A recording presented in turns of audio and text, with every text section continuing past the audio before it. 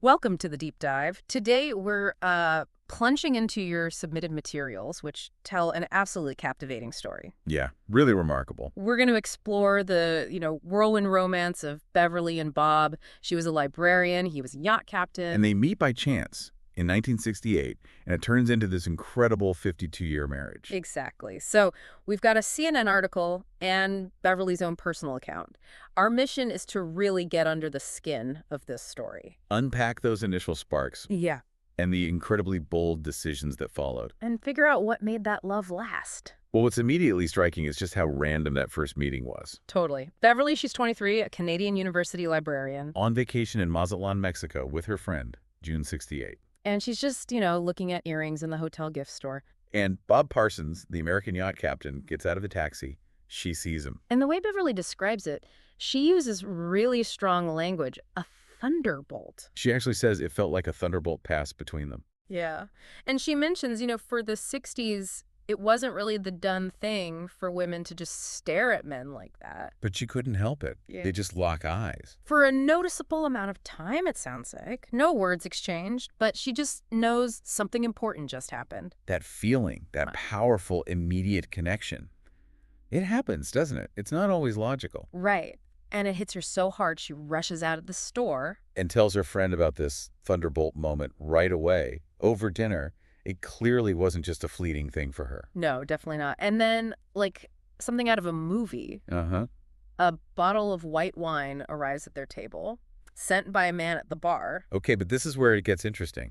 Because Beverly, she admits she was usually hesitant about that sort of thing. Yeah, accepting drinks from men. She was aware of the, power dynamics. And crucially, she had a long-term boyfriend back in Canada, Doug. Right. So what do you make of that hesitation then? Well, that relationship with Doug is pretty significant, I think. She wasn't looking for romance. So for her to even clock this gesture from a stranger after that eye contact, it says a lot. And the bar was packed, apparently. They weren't even sure who sent the line at first. Adds a bit of mystery, doesn't it? Totally. So there's this moment of, uncertainty, and it's actually her friend who nudges her. Tells her to go thank the sender. And guess who it is? Bob, of course. They log eyes again, second time. He tips his drink, gives her a smile. And Beverly, even though she's feeling flustered, invites him over. Okay, let's pause there. What really stands out about how this all unfolds? Well, the speed and the intensity of her reaction, definitely. But also, maybe the courage it took. How so? Well, for her friend to push her, and then for Beverly to actually invite him over, given her usual rules and having Doug back home. Yeah, good point. It suggests that thunderbolt feeling really did override her usual caution. Seems like it. So Bob joins them. He's 30, a yacht captain, manages a few boats. Including his main one, the Sugar Shack, docked right there in Mazatlan. And Beverly thinks he's quiet, straightforward. Not pushy at all. Which probably helped, right? Put her at ease. But still. That thunderbolt feeling, it just keeps going through dinner. Yeah. And then Bob suggests they head to the Copa de Leche, a beach bar. And again, Beverly hesitates. Understandably. Their dad's warnings about sailors, about Americans. And Doug.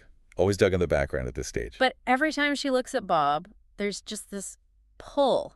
Something undeniable. What do you think created that pull so fast? It's fascinating. It really seems like it was just different. Something she'd never felt. So despite her reservations, she ends up seeing him every day for the rest of the week. Always with her friend, though. She kept those boundaries. Right, chaperoned. But Right. she gives him her contact info before she leaves.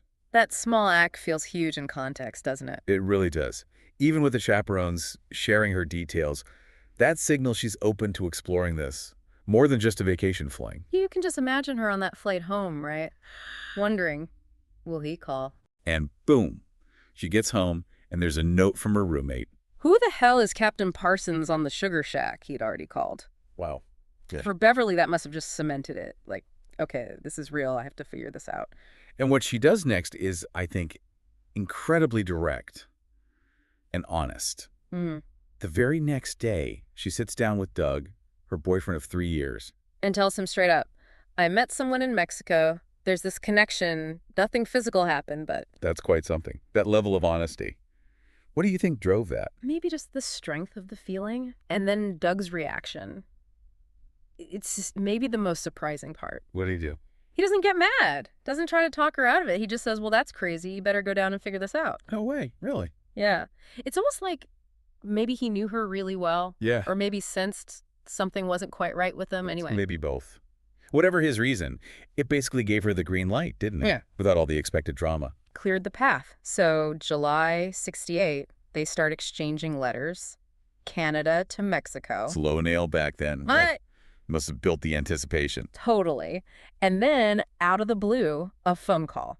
Not from Bob. No, from the wife of the owner of the Sugar Shack, inviting Beverly to fly down to San Diego for a weekend. Okay. And Bob's covering the hotel. And Beverly says, immediately, yes, just like that. Wow. After knowing him only a week, and they'd never even been alone together. Nope. That is a massive leap of faith. It really shows how powerful that thunderbolt was and how much trust she must have already felt somehow. So that San Diego weekend becomes absolutely pivotal. Clearly. Bob meets her at the docks.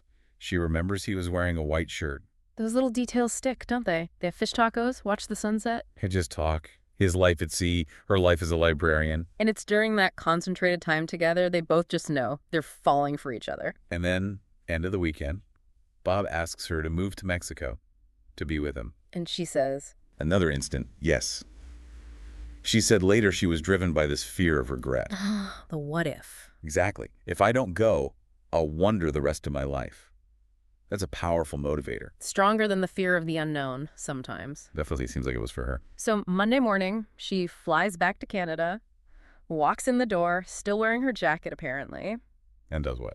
Sits down and types out her resignation from all 3 university departments she worked for. Just like that.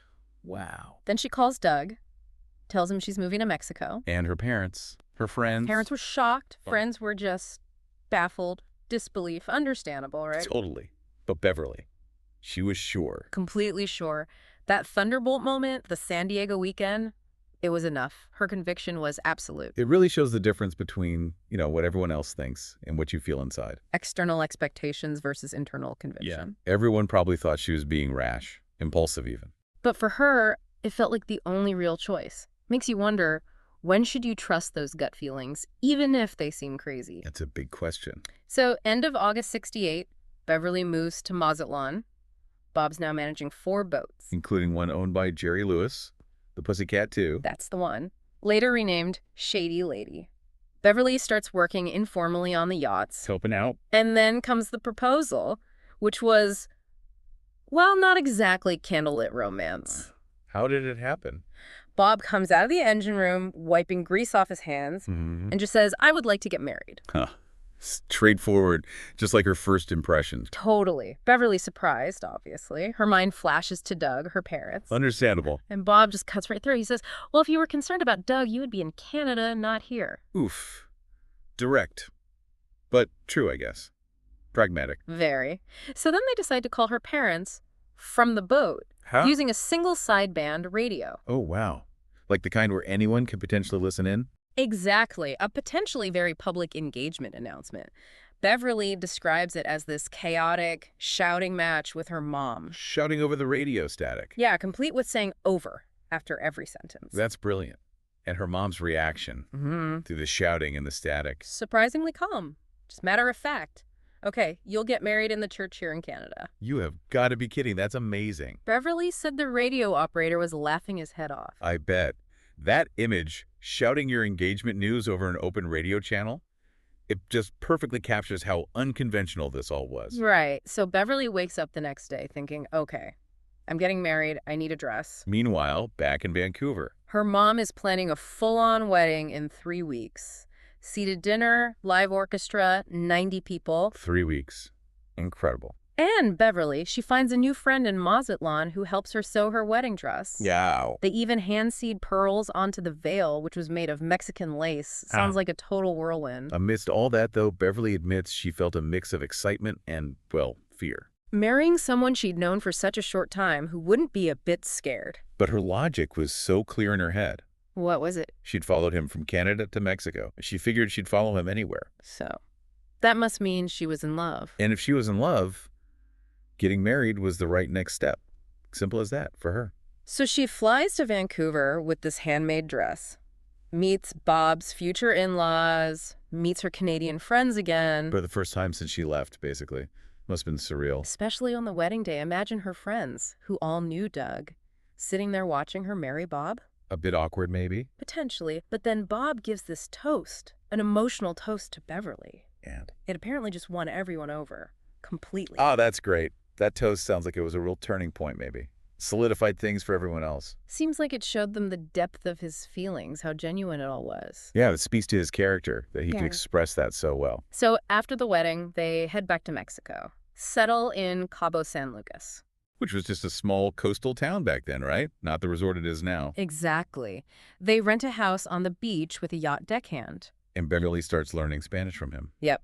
And eventually she becomes the cook on the yacht, and they actually start living aboard. Right on the boat. Yeah. Got really close with the owners, apparently. Weathered hurricanes together, traveled a lot. Spent a year in Acapulco while Bob rebuilt a boat. That early married life sounds like one big adventure. Definitely. Living that close, on a boat, facing challenges together, that must forge a really strong bond. You learn a lot about someone that way. How they handle stress, how you work as a team. Builds trust. It sounds glamorous too, though. Fun. Like living in a movie sometimes, she said. Bob even got mistaken for a movie star occasionally. Apparently so. Okay. But Beverly also mentions sometimes feeling professionally unfulfilled. Ah, okay. How did she put it? Like a bird in a gilded cage. She was used to her financial independence, her career. That's really honest. Yeah. It's a good reminder that even in a great romance, you still have your own individual needs, right? Absolutely. Personal growth, professional identity, they don't just disappear. So that desire for something more professionally, Yeah. where did that lead? Eventually, it led them to move to San Diego. Bob got a job as captain and navigator on a commercial fishing vessel. Okay. And to Beverly. A friend offered her a weekend job, just casual, at a yachting company. And that turned into, The launch pad for her whole career, she became a really successful boat agent. wow, almost by accident then. But it clearly clicked for her. Yeah, and later Bob became a yacht broker too. It's amazing how their careers ended up in the same world. It is. Yeah. That shared professional life probably strengthened their connection even more, gave them another whole area to share. So they eventually settle on land, but they're still totally immersed in the maritime world. Running a business together. Yeah, a really successful partnership, boat sales, insurance, charters, management, the whole package. Wow. And they decided, mutually, not to have children. Right. They talked about it again when Beverly turned 30, but felt really fulfilled with their life, and Bob was close to his nieces and nephews. Okay. And they traveled a lot for work. Loads. Turkey, Tahiti, the Caribbean, and Beverly actually loved working with Bob, contrary to what people often say about couples working together. What do you think made their partnership, personal and professional, work so well? She points right back to those early years on the yacht. Building that foundation. Exactly. She says, when you live that close to someone for 5 years on a boat, you know them. You know you trust them. I trusted him with my life. That says it all, really. It really does. That level of trust is fundamental. They weren't just husband and wife. They were true partners in every sense. So looking back over 52 years, Beverly just feels incredibly lucky. One of the luckiest people ever, she says. And that carried through right to the end, didn't it? When Bob developed dementia. Yeah. She was deeply committed to caring for him at home, cut back her work hours significantly to be there. Her approach sounds incredibly compassionate, trying to see things from his perspective. Mm-hmm. Constantly reassuring him of her love, that she was there, that she wasn't going anywhere. That takes immense strength and love. Yeah, she's incredibly resilient. But that dedication in his final years, Right.